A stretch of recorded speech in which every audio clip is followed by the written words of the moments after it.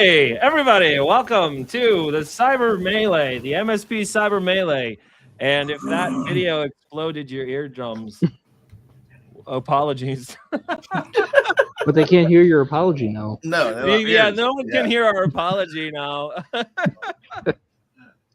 So if you are watching this live on LinkedIn, YouTube, Facebook, wherever you happen to be scrolling by and you don't know what this is, welcome. You stumbled across the MSP Cyber Melee.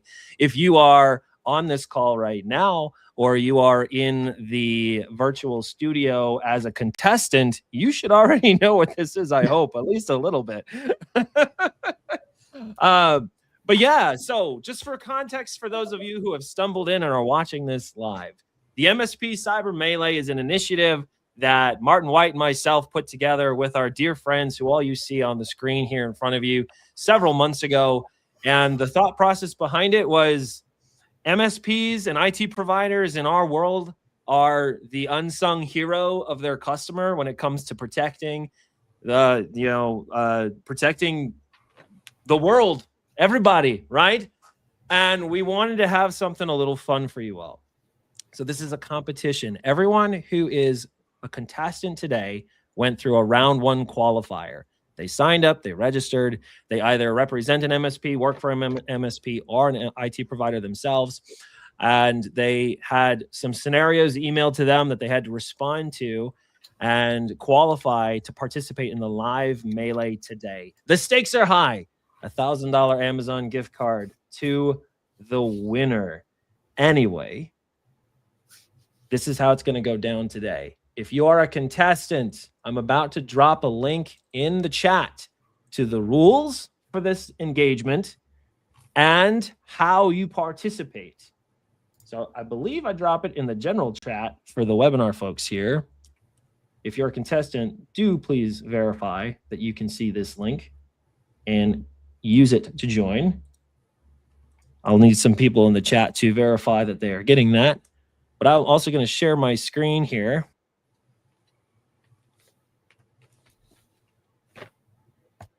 Black screen. All blank. There we are. It was redacted for security purposes.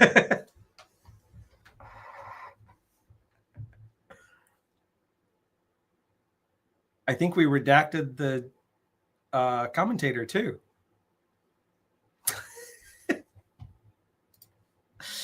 Going live. I don't know what happened. I'm here.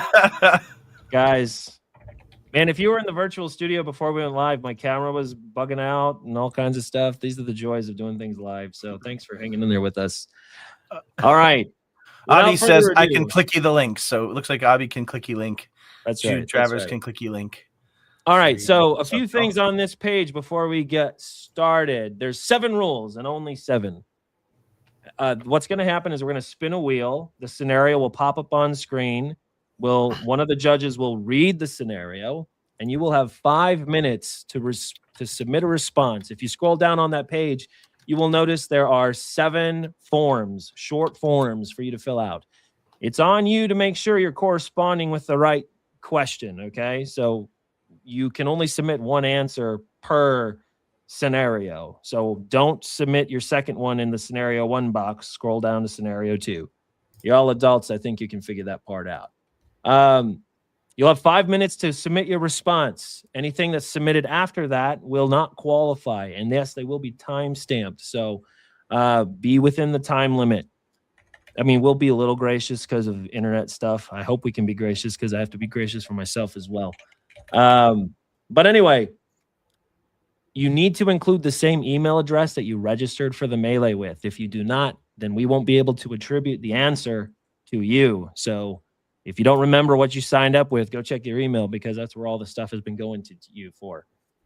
You can answer the window, or you can expand the window by clicking and dragging it. If you're looking at this, like that's a really skinny field, you can click here in the corner and make your window larger so you can view your text. Some of your answers will be longer than just a quick, sentence answer. And then only 1 response per scenario. Duplicate responses will be counted as 0. And then the last rule, responses should be your own. If you're using search engines or AI, we better not be able to tell. All right. So there's a challenge for those of you who were coming in with ChatGPT. If you use it, we just can't tell. All right. Gentlemen, questions about the format today, and then we'll introduce our judges. Have any observations or questions? Let me pull everybody over. We're back. We're back. All right. Judges, did you hear everything on the rules of engagement? Yeah, we still heard it. We were just backstage. Yep. We're good. Okay. This was my first time dealing with different scenes in StreamYard. So welcome to being my guinea pigs, everybody. Thanks for your patience. All right. Clear as mud. I would like everyone to go around and introduce themselves. For those of us who are just rolling in on LinkedIn and stumbling across this, I'm your host, Jonathan Schofield. My friends call me Scofie, and I am the least qualified cyber expert on this call. My role that I'm doing amazing at is Master of Ceremonies and organizing all the StreamYard crap and making sure cameras and mics work. And so encourage me. Doing great, buddy. You're doing great. Oh, stop Looking it. good so Thank far. you. Thank you. The stream started. Without further ado, I'd like to introduce our judges. We've got Martin White, founder and CEO of Tech ID Manager. We have the cyber Matt Lee here with PAX 8 and a myriad of other things that he's got in his world. Matt Topper of ConnectWise, Kyle Spooner, MSP Geek, and Ninja One. And everyone on this channel, I know personally, has a tremendous heart for our community and our space. And all of these gentlemen want to see our contestants crush it today. That being said, there can be only one champion. So without further ado, we are going to roll into our first scenario. But before we do, I guess there will be further ado. How are you feeling, judges? What do you think of this? I think it's cool. I'm super excited. Like, this started as an idea in February. We had a meeting, talked about it in April, and then we finally got here. It's been a while. That's right. That's right. It's been a journey, man. It's been a journey. It sounds fun. I hope it's challenging and has some good ideas sparked. I think the first one you just showed was something that Topper and I literally wrestled with directly, and perhaps made bad decisions there. So hopefully you won't make the same bad decisions we made. But yeah, I think this is going to be a fun exercise. And Topper, I didn't know you and I wound up wearing like matching but opposite bracelets somehow today. I'm not sure how this worked out, but I think I saw you wearing a bracelet of similar ilk. I mean, it just continues our theme of like being opposite sides of various coins all over the place. It does. It does indeed, friend. Yeah, happy to be here, guys. All right, let's do the thing. So, judges, you should all still be here when you see this wheel, right? And you can hear. No. I think you have again scrubbed off the other two, but myself, Martin. I don't know how. I see Matt Lee and Martin, but everyone else isn't here. All right. Well, then we will spin the wheel and see what our first question is. Here we go. Some more technical research for the next one. We'll figure out how to get everybody on the screen. That's right. That's right. Yeah. All right. Incident response outline, active ransomware. That is scenario I. So now I'm going to pull it up, and this should bring all of our judges back, I think. Oh, I have to add you to stage. All right. Crushing it, dude. Matt Topper, why don't you take it away? As soon as he's done reading this scenario, then the timer starts. You have 5 minutes to respond. Go ahead, Matt. I think I'm backstage still. No, we got you, bro. Okay. Write an outline for an incident response plan for a cybersecurity event where a computer is slowly getting ransomware while you and MSP Tech are logged into it. And the timer has begun. Gentlemen, have you seen this in the wild? I'll pull this up. I'll pull us back on stage here. Yeah, I'll say I've seen this in the wild, unfortunately, especially when you have something that's like login centric. One of the ones I've seen before was Soda Nokibi used DNS.bat file that was set up in your startup folder to execute something from in memory from Pastebin. And so you could see that playing out where as you're sitting there, those ransom notes start popping up and the files start getting encrypted or vice versa. So yeah, this definitely has happened. I would say, let's say allegedly to me. So yes, I know this has happened. Yeah.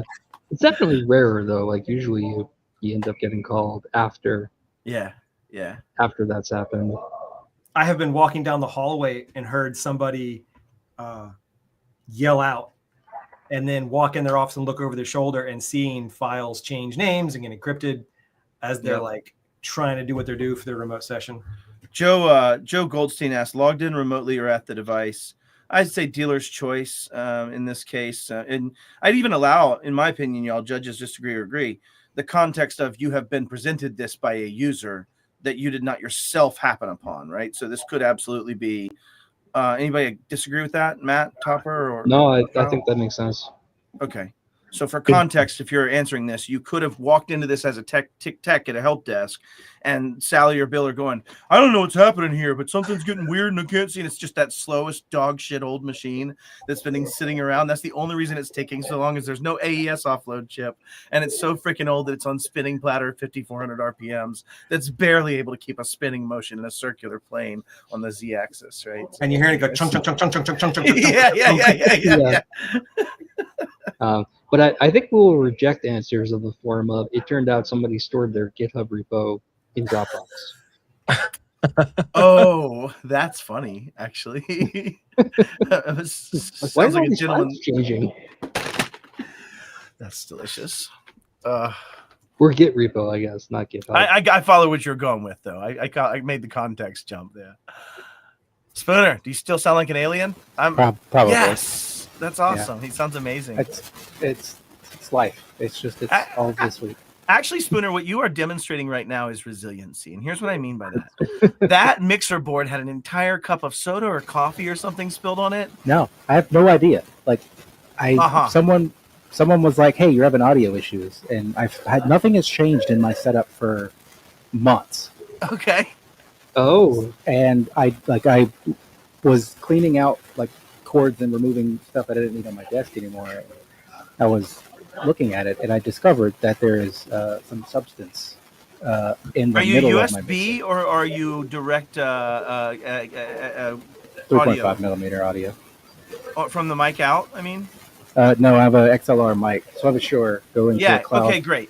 Yeah. Going to a mixer. And then I would look for anything with power running over that analog aspect. That's what it sounds like. Is I've got a new mixer. It'll be here tomorrow. It was supposed to be here yesterday, but Amazon was like, nah. Sorry, we weren't supposed to talk about audio gear, were we? We were just. I would just speak the rest of this event this way, y'all, in the Cyber Melee. This is my new. Stop being impressive. Yeah. I would look for kids. Kids are probably the problem. It could be. I have an effect on my mixer too, but I'm not sure what would happen if I did that. I think Some you have to electronics do you can that put in the now, though. dishwasher.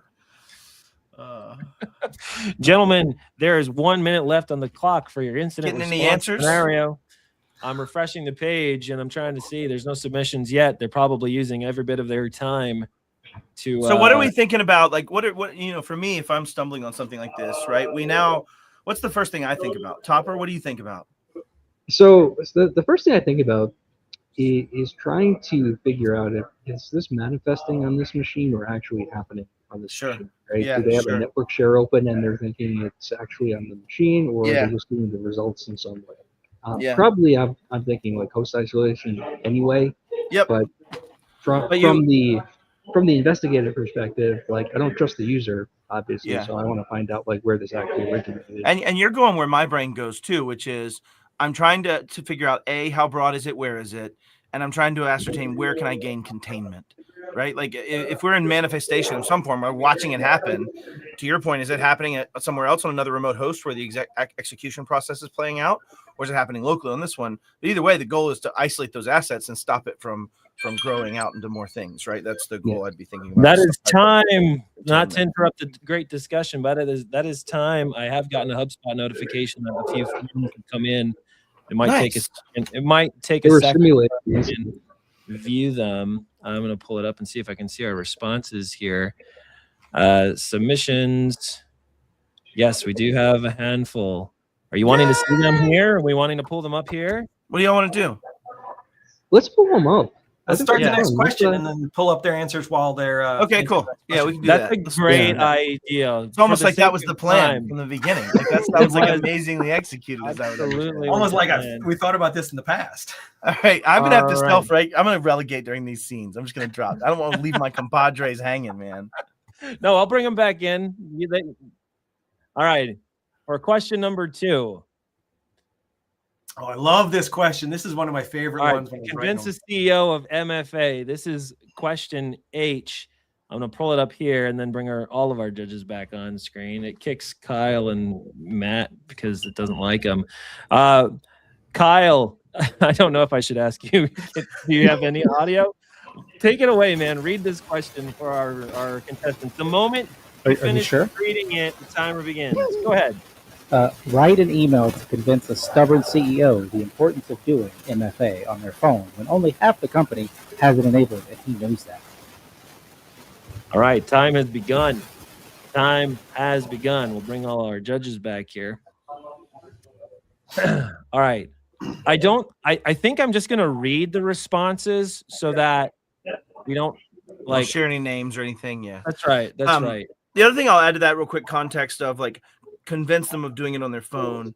I just want to add clarity. My point is really convince them of doing MFA, regardless of which methodology and one that your risk tolerance allows, right? So that's the only thing I'd add to that. I know on the phone might be misleading. Maybe I'm wrong, but that'd be my connection or correction on that. That is such an interesting question. Like, I don't want to talk about my thoughts to it yet because everyone's still answering. But Yeah. Yeah. All right. Here's one of the submissions from our last question. And there's 12 steps to this incident response plan. Number 1, assign an incident leader. Number 2, containment, disable lateral movements. They meant to say 3, they said 4. Determine if there was a compromise to credentials. Treat as compromise until determined. 4, preserve evidence, logs, screenshots, data. 5, track the impacted endpoints. 6, protect backups. 7, determine whether or not to pay the ransom. In parentheses, it says not. 8, reboot form backup once the attacker has been removed from the system. 9, threat hunt post restore to ensure all threats have been taken care of. 10, root cause analysis after the fact. And then 11, reporting.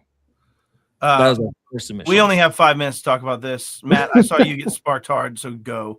I think things. I'm going to assume we're thinking the same things, and that is many or most of those things are things to do, but these don't seem like they're in any kind of order. Agreed. Really. Well, that's the other piece of it too, is like other things that weren't mentioned, and I get it, 5 minutes is really short, so I won't beat this to death too much. Good stuff on containment, but you haven't done any investigation as to what things are for said containment. The other aspects is who's doing it. There's no speaking towards at what point do you have external knowledge and internal knowledge happening. Like when you're talking about threat hunting, is that you? I didn't hear engage insurance. I didn't hear determine scope or whether the scope means something around risk and whether there's reportability. I didn't hear those type of thematics. Correct me if I'm wrong. Or declare an incident. Or declaring an incident, having definitions of that incident. You did talk about incident commander, so maybe I'm making a freebie that you've already declared it an incident in your mind, and that's the point of why we're not hearing that. So, are there another one, Scofie? Absolutely. I'm going to pull up this one here. All right. Here's what was submitted. Use our tools to isolate the device from the network. And then parentheses says stops the spread. And of course, we use Huntress. Capture any running process as possible. Capture Windows event logs. Document time of infection, observe behavior. Review rest of client environment for possible spread. Notify client of possible incident. Yeah, I mean, those are all good tactical points. I think they are extremely tactical. And so from that approach, I mean, the things I already said before, notwithstanding. It's just missing the administrative components, but the what to do from a wrench sharing perspective, that was pretty good. Yep. We have 1 minute and 30 seconds before this next round is complete. So contestants, be prepared to submit your answer here very soon. I'll read one more here. Let's see. This one's a little long. I've been trained to follow the general outline of detect, analyze, contain, and then eradicate. So my training kicks in. As soon as I recognize that something a foul is happening, I pull up my monitoring tools that will enable me to see the gathering evidence of a compromise. As I start to understand the evidence that I'm seeing, I'm also leveraging those tools to analyze the source of the ransomware. Depending on what the evidence is presenting me, there's a lot more here. I'm not be able to get it in a minute. But the end paragraph, my focus at this point, containment, depending on what the attack vector shows me, I focus on what was that as my primary goal. And then to basically triage and figure out. He can come to lunch. He or she's in. Yeah. They're welcome to come to lunch. We're gonna sit down and good chats. I know that's gonna be a good one. So yeah. All right, 30 seconds, contestants, and then we'll roll into. I'll also make an additional point of like, good job using a framework methodology to approach something, right? And you are approaching, in my mind, what I think is blast radius reduction, preservation of evidence, right? The ability to say what happened, the ability to say, hopefully, that no sensitive data was touched and that it wasn't meaningful from that perspective, from a confidentiality perspective, like those kinds of things. So, yeah, great. Containment makes a difference. Yeah, I like that answer. Analysis was great. Yeah. Sorry, Matt. Nope, I'm agreeing with you. You're good. All right, we have 5 seconds left. Submit your answers. That's time. All right, and the answers are trickling in, and yeah, we're going to use a little discernment here and give the network connect. Like if you're like 5 seconds past, we're not going to dock you. No, I'm giving 7 seconds, not 5 second abs. 7 second abs. Man. 5 seconds. All right, we're going to roll. Question. Like it's so easy to just say, just turn it on. I would love to hear how the contestants approach the idea of, okay, but you're not in a position to do that in the organization. Like, how do you phrase the "I'm going to do it anyway" conversation with your CEO? Sure. Yeah, sure. And did anybody take that approach, right? Of I'm doing this. Yeah. Like, hey, bro, this is my decision here. And if you want to fight it, there is definitely another alternative down the street. I've met them. Anyways. And just for clarification for all of our contestants, everybody's answer is going to be evaluated and graded. Yeah. We just only have time to pull out a few and discuss them a little bit. So, all right, Kyle and Topper, this is going to kick you backstage again by promise. Back. And since they're going backstage, I'll go backstage. Y'all can have a backstage pass. It's literally just for the spin. All right. Question number M corresponds with this scenario. And I'll bring the judges back to the stage. And Matt Lee, you read this one for us. I feel that's quite appropriate. What is most important in an asset inventory and why? And I think this is speaking towards the fact that you have to choose. Like, I mean, where do you draw the line? There's a lot of assets you can track. But what is most important in asset inventory and why? Love it. Gentlemen, ladies and gentlemen, the time has started for your third scenario. And we do have some responses to our previous. Also, shout out to Abby, Jude Travers, Liam Furlong. Like, Liam's in Australia, unless he's like snuck over somehow back to the US. But awesome to see you here, y'all. That's right. And we got Ronald here, who's not participating today, but who has. But let's put it in as well. Yeah. And then Jude's liking the answers he's seeing. So is Liam. And then I think I saw Abby say that can't type fast enough. 5 minutes is so short. Yes, it is.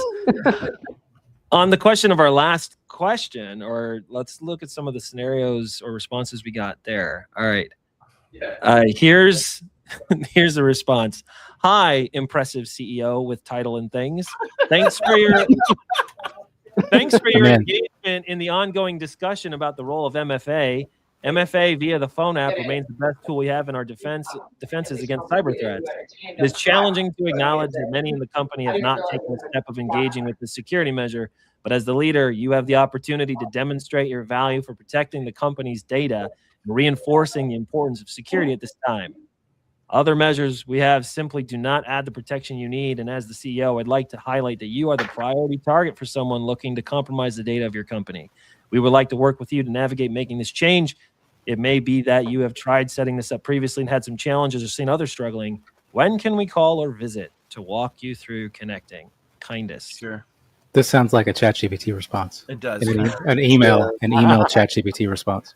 But even if it isn't, it speaks towards, I think, some form of mice, right? Ego, hello, important CEO, blah blah blah, right? Some of that. But yeah, I would agree, Spooner. I feel like that might be. Or at least something that's phrased in an email. By the way, is my mic better? It is Yeah. actually. Yeah.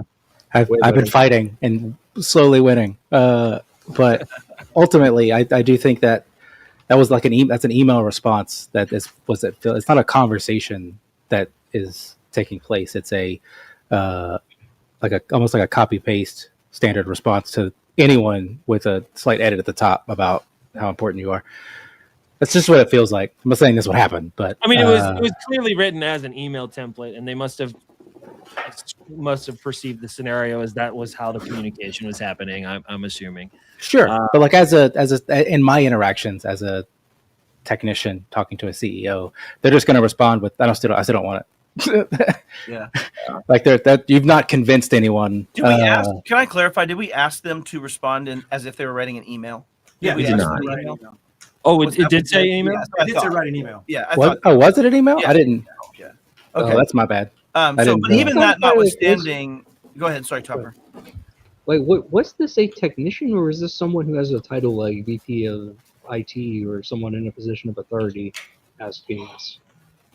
No, it called out CEO specifically in the. Yeah, but on request. the asker, and to Matt's Oh. point, I think in this case the person assumed they were in authority and speaking from that perspective, not as a technician. Yeah.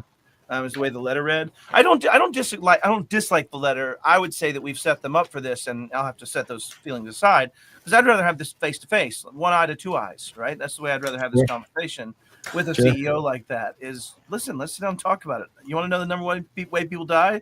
Token theft. You don't want me to sit here and ad nauseum explain it to you. I'm going to be turning on MFA. If you don't want to enforce it, you're beyond my risk profile, right? Like Right. I don't want to deal with your incidents. Here's what it's going to cost. Here's how we're going to deal with these incidents in the future. Here's how I'm going to price them. Like, the way it's working. I'd have said something like, "Hey, I'm coming by Tuesday. Do you have some free time?" Right. The assume Yeah. the close, Martin. Are you doing the assume the close methodology of like I'm going to be Yes. there Tuesday? Yeah, And you might because Tuesday, and if on Wednesday you won't be able to get your email unless we get this set up. most of the time, in my experiences of dealing with client CEOs, 30 and having seconds. 30 seconds, contestants. Carry on, Kyle. this type of like conversation about anything really, they're not going to read a block of text that I send to them. Agreed. I can barely get them on the phone for 5 minutes. I have to generally show up and be Yeah. like, "Yo, sit, Yeah. Or Yeah. schedule. stay." Like we eventually Yeah, had it's- required scheduled YoSits, right? Like go ahead, Topper. Exactly right. I think we're agreeing again. There's no. This should be the same as if accounting or HR tells you this is the way something is happening. That's time, It's not contestants. optional. You're not asking permission here. Right. Yeah. And Abby said it well in the chat too, right? You should already have that relationship with your CEO partner. If they don't trust your opinion, blank are you doing leading the IT department? Yep, I would concur. I mean, absolutely. However, in my experience, no is not a word that's said very often inside of an MSP. At least towards depending on the clients. MSP. Yeah. Towards clients. Internally, it happens all the time. But telling a client no, or pushing back is generally not something I've had a lot of experience with happening. I'm not saying it doesn't, but it is absolutely something that is missing inside the lexicon in most MSPs. It's hard for an MSP to say no because it's money they're giving up. Lots of times they feel But like not not always, compliant. right? Like I don't agree. I mean, Topper and I, one of the nice things about meeting Topper in my life was there was another human I had never met that we didn't work in operational or tactical roles together that was doing the same stuff we were doing. Like, no, this doesn't work for us. I'm sorry. This is what we're going to do or not. And what's so funny is, in my experience, and maybe I'm wrong and I'm the idiot here, when you become authoritarian and they trust you or about things that matter and have data behind it, people just listen. I don't say pick all your battles that way, but I would say some things where it really matters, you can't educate them enough to make them make the right decision. You have to take some of those away. I'll shut up. I'll get off my pulpit. But I'm with you. Like but the flip side to that is like there has to be a willingness inside the MSP from an owner and executive 100%. level Yeah, to back up a technician and to be willing to say a client. I have to. oh wow, you just I have straight cut him off, man. Jeez, like I'll finish I'm Kyle's sorry. statement. I'm If so I have to sorry. tell a client, no, it's just I'm so sorry. I had to do it. for the sake of time, Kyle, something personal, and I don't know why StreamYard hits you and Matt. We'll bring you back on, I promise. But for the sake of time, we do need to move on to our next question. So, much love to everyone. All right, our next scenario, patching shared roles. This corresponds with scenario L. And Martin, I will have you read this scenario, and we'll start the timer and then keep the conversation going. What is the shared responsibility between an MSP and client around updating systems? What is your process to address when a patch breaks something and takes the client's company down? All right, 5 minutes on the clock. Contestants, good luck. And we have submissions to our scenario 3. So we'll just call out a few of them and get your responses, judges. The most important part of an asset. Can we see the judges, or are we just going to show the question? Oh, yes, of course we can. The judges are all What a here. voiceover. There we go. One day I'll have a producer that does all this for me. That'll be great. That'll be One great. day. Baby steps, right? Thank you, everybody, for being here. I appreciate you all. The most important part of an asset inventory is that it is being updated frequently. An asset inventory that is not current is not helpful. It is also important that there is clear ownership both of tasks and assets. That is one of the responses. Judges discuss. I like that. It's a thinking outside the box approach. Yeah, I think he's not, the human is not inaccurate in that if I have a up-to-date asset inventory and then get good at what I track relational to that asset inventory, then value, right? Like things that would have to be in there in my, well, I don't want to, well, it's done. So things around what data exists there, the sensitivity of those assets, right? Whether those assets have certain protections in place, things that track along that asset inventory to paint a picture around the state and posture of those assets and organizational risk. That would be the things that matter to me. But I agree, having it be up to date gives you the ability that if you are asking for those contextual elements and you have a solid operational plan and methodology to gather that data, then the data itself should be up to date and therefore meaningful.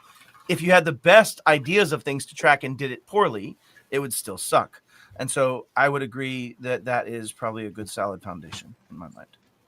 Awesome. We have another response here.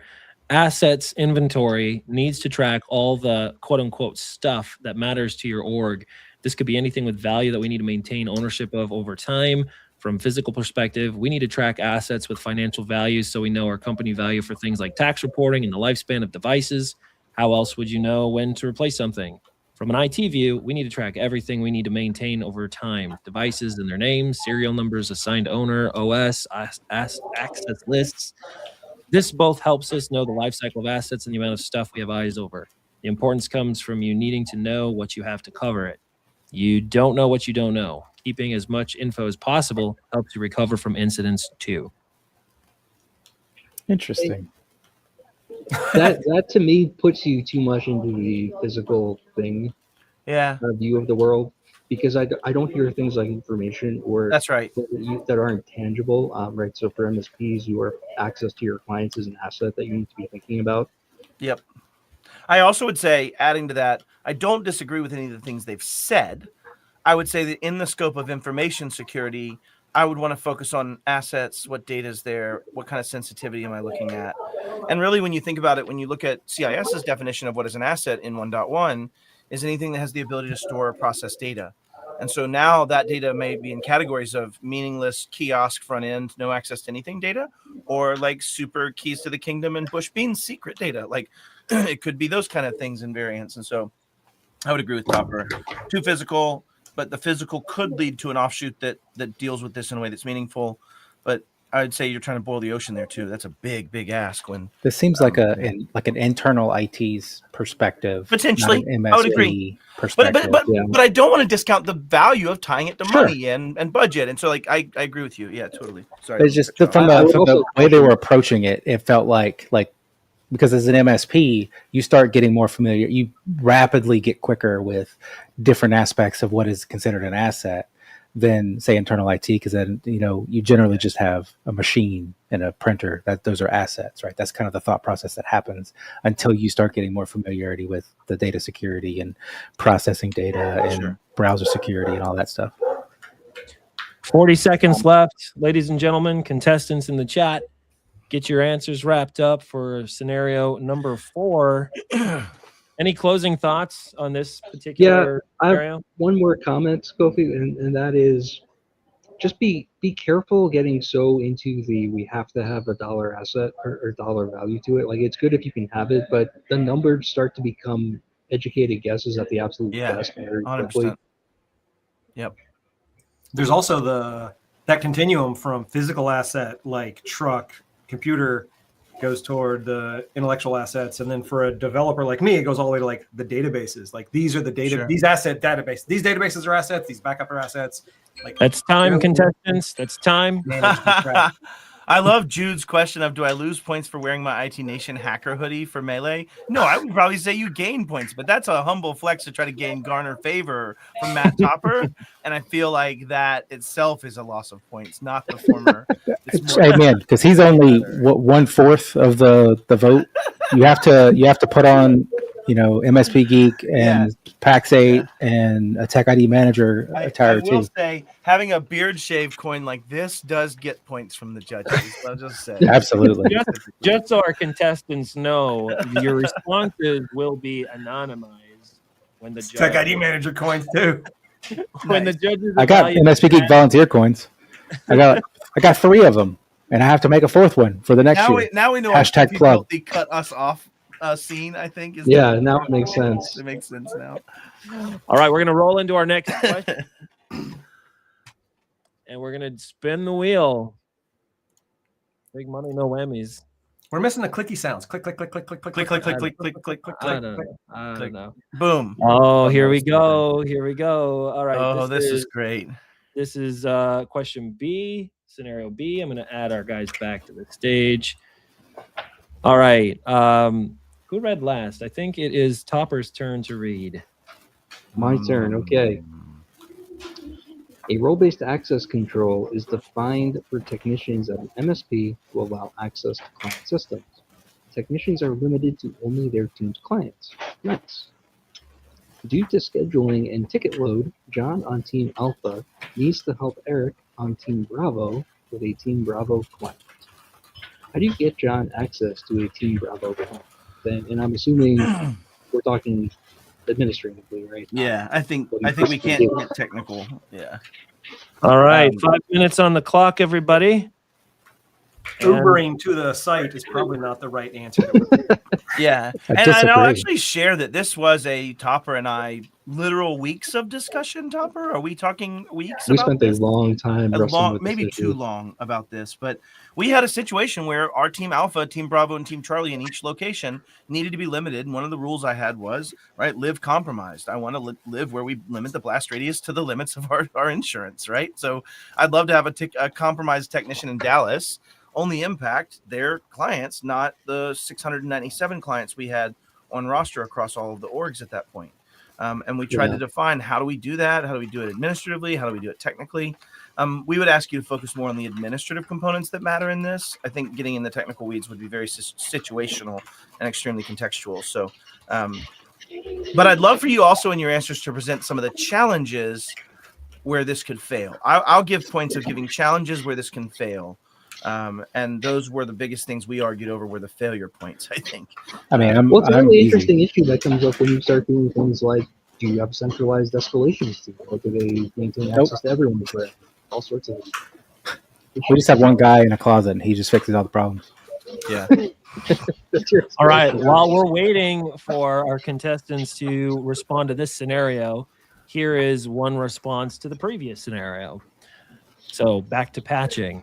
Responsibility for patching is not shared. It's the MSP's responsibility.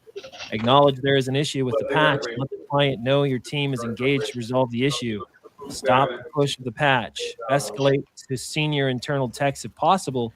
Do the best we can to stabilize the environment overall. Apply workaround if possible. Keep the client up to date on progress. Post-incident, root cause analysis if appropriate. It's a hot take. I think, yeah, Kyle.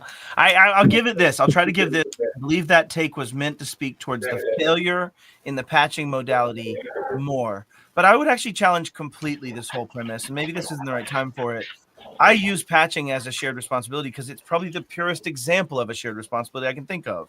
If the client doesn't pay for their Cisco SmartNet, I can't patch it just because I have access to somebody else's Cisco SmartNet. If the client doesn't leave machines on, I can't patch them out of the blue if they're off. If little Johnny gets to run in and say, I'm going to quit every time he has to reboot his freaking computer because it's been 6 freaking weeks, then I am not going to be able to patch. So I would just hard press push those back. That notwithstanding, I think leaning into the components of if we fail, how do we move forward? How do we learn from it? How do we work with patches? I would say that's a decent approach at that problem in my mind. Everybody talk me off a ledge here as other judges. No, I absolutely got in triggered hard agreement. on that one. Yeah, It's a shared responsibility because while you may have understanding and know exactly how like QuickBooks will function, if you patch that and that goes down at 12:01 a.m., that the client told you to patch it at 12:01 a.m. Like it's a shared system. It's not a delegation of I'm patching you, right? You are contracted to work and do that machine and make sure that machine is up to date and patched, or that software, firmware, what have you. But ultimately, you can only do what you can do, and it's your responsibility up until the point where you're contractually obligated to be that responsibility. But you have to work your way with the client to make sure they're secure as possible. And you have to educate the client as much as possible. And if something does go wrong, have a plan and a response to deal with it. I will say, I I was just going to say, I sent in this response like a deep desire to serve the customer and a willingness to take ownership of their piece of it. Like if I read between the lines a little bit, it's like, oh, that's on us as the provider. But I totally see how it's a shared responsibility in the sense that you have to be able to function. You have to be able to actually do it. And in order to do that, the customer plays a role. So that's my interpretation. Yeah. And go ahead, Matt. The one thing I do like about this answer quite a bit is the acknowledgement that there are scenarios where patching is not feasible for business reasons. It's true. There are cases where something is disruptive enough as a patch, then the right 30 business case seconds, is to accept the contestant. risk 30 and seconds. not patch until that's fixed. Yeah, I would agree. I would agree. I think, yeah, I would agree. I don't have anything to say. Yeah. So what one things that I've known in the past, as far as contracts for clients, we required them to have a vendor maintenance contract for all of their products, that we could update and provide the firmware and installation packages for all that. It was a hard requirement for them. So if you don't have that, I'd probably add that in there. Yep. Yeah, but I do like that point is once that is possible and once that is feasible, like I do appreciate their point is now we own this thing and we're going to fix it. I love the root cause analysis. So I wasn't pooping on that part of it. I was just saying, I think there's definitely a, All right, excellent. We have our responses coming in for scenario 5. We're going to roll. We have 2 more scenarios to go. So you can pat yourselves on the back, contestants. You've been slogging through this and hanging out with us, and we very much appreciate you. And if you're watching this online or the recording back later, you're a legend as well. So we're going to roll into scenario number 7 and roll the wheel here. Oh, I'm in the middle now. Look at this. I moved around. Look. Who knows what's going to happen? I sure don't. Ooh, wire fraud. I've never heard of this. All right. Scenario letter D, and we'll pull our judges back in. This is my turn, right? Yeah, Kyle, go ahead. A client calls and says they wired $50,000 to an unknown account. How do you proceed? 5 minutes on the clock, contestants. Good luck. And that's a good one. Yeah. I mean, I've dealt with this one, so I know what I would do. Sadly, I've dealt with this. Matt, do you remember how many counts we had across all the orgs of named incidents? Perhaps some of them should have been events, but do you remember what the count was? I do. At least when I left. I don't remember. When I left, it was 60 something. It was like 67. Oh, it was more than that. Yeah, once I left. imagine. But like genuinely, at some point with scale, we were taking in so many of these examples, and you might point a finger and be like, "Well, yeah, you guys must have really sucked at cybersecurity on your orgs." Like, but we just detected things faster and had a centralized incident response process. Yeah, but taking a lot of. To your point, they're probably overly formal. So some of them didn't need to be agreed. Yeah, written as incidents, but I'd rather err that way. I've got the reverse of this question. I have at least an answer to this question. I have the reverse being a client on the side of this that I could share once we get to the answers. Just someone remind me because I might forget. Okay. All right, I'm pulling up another response from our previous scenario. RBAC to protect fallout across multiple teams is great, but this is bloody hard to commit to and execute. Whoa, this wasn't an argument point, but I don't disagree. The other scenario we face is what to do during AH support for these teams.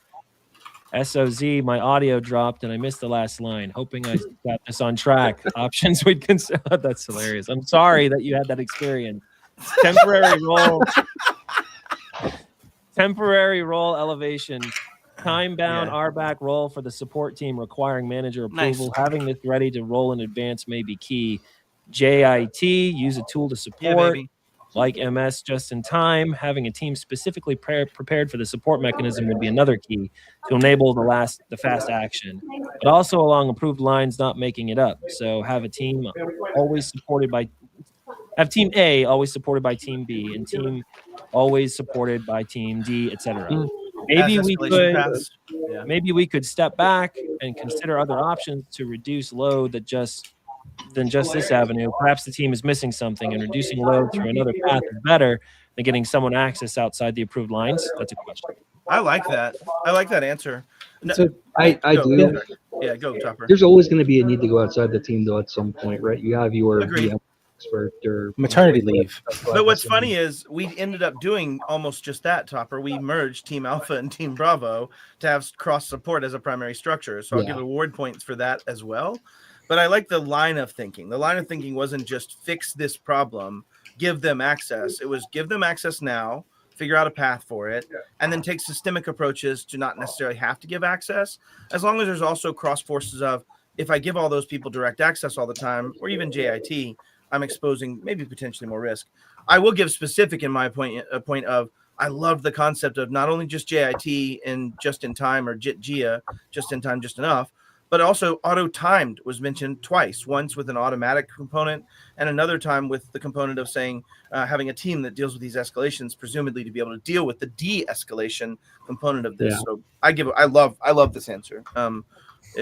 Other than the weird pauses and mental state notes, notwithstanding. I think it's also it sounded like they lost audio and couldn't hear everything that we had said. Although it was on the screen. Sorry, Spoon. I didn't mean to cut you off. It wasn't. No, you're good.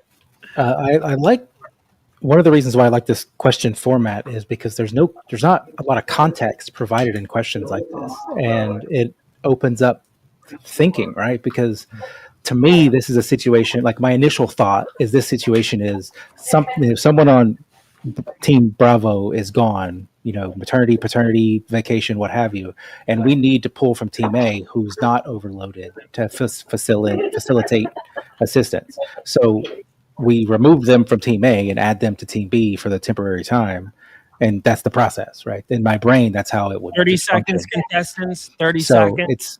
It's interesting to see the different perspectives. However, you seem to not have, like Matt Lee, you seem to not want this to happen. And you and Topper's mention of discussion for years about this. It's not that. It's that there needs to be a plan to know exactly what expansion of risk exists versus like intended versus on drawing on paper.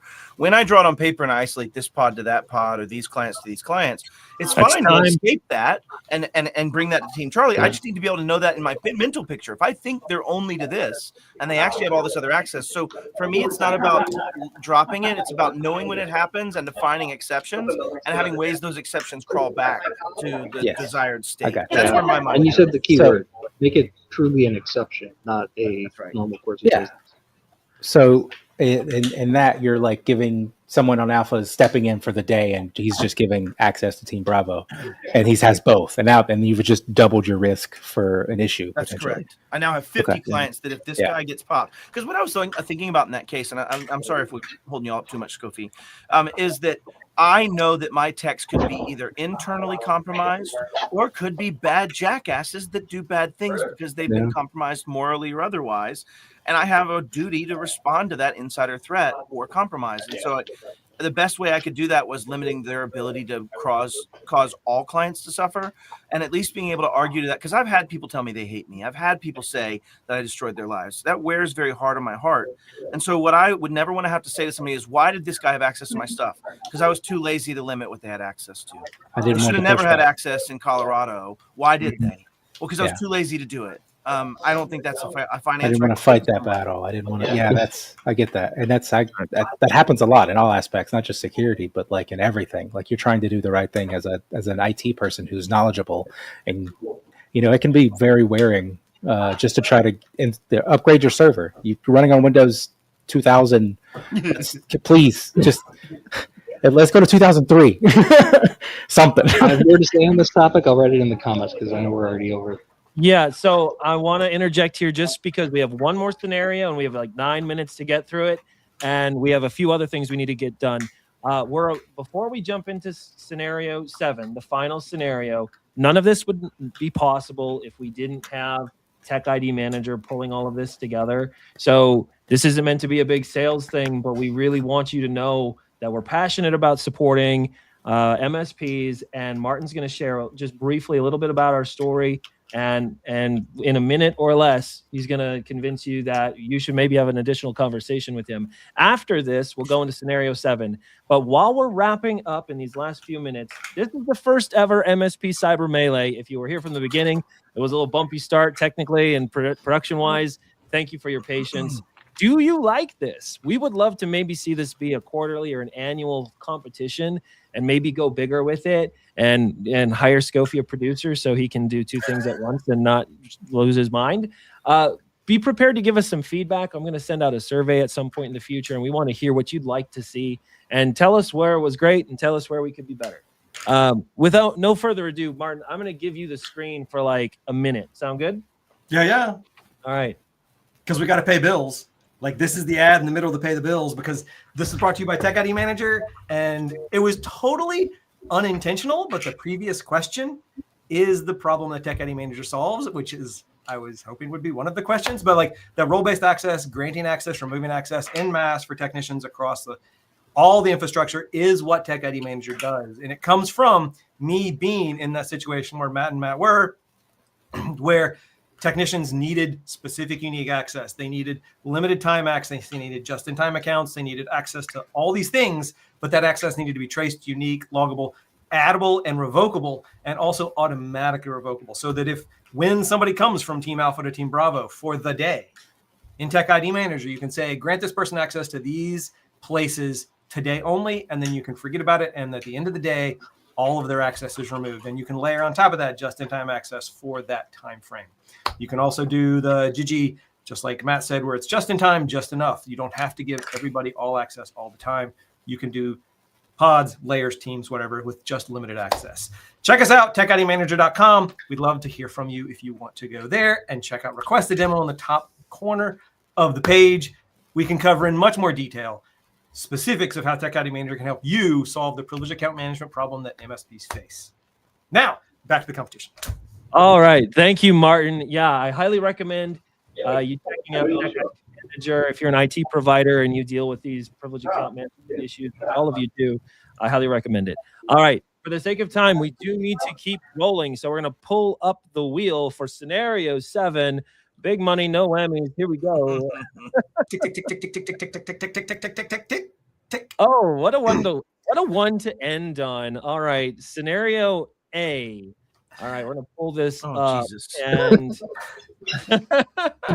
Put it back, coach. all right, Matt Lee, why don't you read this one off? We'll start the time for our final scenario. Okay, this is brutal. What is the difference between an MSP and an MSSP? And if you just answered just another S, you and me are going round and round.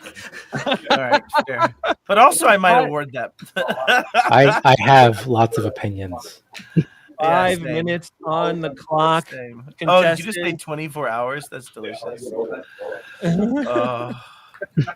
Stop killing 2 out of 5 judges. I agree. Those guys should stay. They're way better than that other guy. I want to pre-answer this one, so let me know when it's done, because I have the answer. It's just one answer, just for the record. The other judges don't matter. It's just one answer. There's no other answer. This one's like a multiple choice, single statement. That's it. I don't get me started. I'm not allowed to start. I think I'm the one who put this question on the list. Yeah. So I'm glad it got picked. It's a horrible question. It's a perfect question. Hey guys, I'm not a security person. What is Liam gonna try and do to me? He's gonna red team you. He's gonna try to penetrate you with methodologies that would be representative of other penetrating actors by using those similar TTPs, and hopefully work with you to determine if your team on the blue side was able to detect those methodologies and was prepared to answer to those actors' methodologies. I got a problem with that explanation, Matt. There's not enough acronyms that you didn't explain in that. You have to include a bunch of just random acronyms in your explanation. And don't explain the acronyms. Oh my goodness. This is great. Yeah, Liam, don't We're going to threaten use me with this time. TTPs of known, what would you call them? APTs. They use TTPs of known APTs. Those do have CVEs assigned to those. They'll combine those together in a KC in order to have that KC enact on that following the Lockheed Martin KC of. Can you update with TLP? Oh, bro, TLP. You do have to have traffic light protocol. Oh, I just broke the rules. I just broke the rules, man. Here we go. Is there a TLDR of this? No. Don't get penetrated. Run. Turn off your internet. That's the TLDR. Pull the power. Right. So So was we a TLP question we didn't get. Yeah, we had 13 questions, and 7 of the 13 you saw, and they were genuinely pulled at random through the wheel. We have 2 minutes and 40 seconds for you guys to finish your answers here. A lot of us probably have hard stops coming up at the top of the hour. Yeah, I'm assuming. Yes. Yep. Okay. So with 3 minutes left, we're not going to be able to do to review some of the answers, at least live like this. But our commitment to you is within 48 hours, we'll be getting scores back, and the champion for the first ever Cyber Melee will be announced. $1,000 Amazon gift card. Once again, I'm really grateful for all of my friends and judges who participated in this today. Matt, Topper, Spooner, Martin, thank you so much for being here. And if you're watching this and you're participating, thank your judges, because they have a lot of ways they can use their time, and being with us is a big deal to us. But also thank yourself. We want to thank you for participating. And if you thought this was valuable, please tell your friends, because if we do this again, and based on just basic feedback in the chat, looks like we probably should. Jude already, thanks to the Warrior judges putting this together, putting in all the time, 100% agree. Gentlemen, final thoughts on the MSP Cyber Melee. Was this good? I like it. Excellent. Yeah. I think Martin and Matt Lee are underdressed, considering myself and Matt Topper are wearing jackets. No, he's right. I have a hoodie. Would that have helped if I just pull on the No, backer hoodie? it's got to be a sport coat. Look, I'm festive too. Yeah, it's true. It's true. But I have badges, so That's true. I have those, but they're hidden because I don't have that many. Yeah, Look, now you're just showing off. We have beards. That's true. That's what matters. That's insulting that is as someone who's beard challenged, sir. I'll That's an say, attack. here's my thoughts, bringing this back to the format. I'll say, I like open-ended, contextual, lacking problem statements because it shows me the way someone's thinking. And I think that for me, the most fun will be going through these answers and seeing, were they thinking from the right paradigmatic view? Like, were they thinking from the just purely tactical that doesn't actually necessarily tie into business reasons and things we're going to do? Or do they actually kind of think about it from I've got to solve this actual problem. Let's talk about it in a way that means something. Like, for example, the person that broke it into meaningful right now steps and also long-term scalable, operable steps that move from an administrative perspective. So I like this format. I think it's fun. Yeah. Great. 20 seconds, by the way, for your final answer, your final submission, and we'll call time in 15 seconds, actually, just now. I appreciate that feedback and thought, Matt. We're going to wrap up here in 8 seconds as we're done. You're just trying to fill dead air. We have 8 seconds. I'm going to start. Did you know? We have 5 seconds. That's time. 4, 2, 0. All right. We're going to end the stream and let everybody get back to their busy day. Gentlemen, thank you so much for being here. Contestants, you'll hear from us soon. Thank you for participating in the first ever MSP Cyber Melee. Catch you next time. Ciao.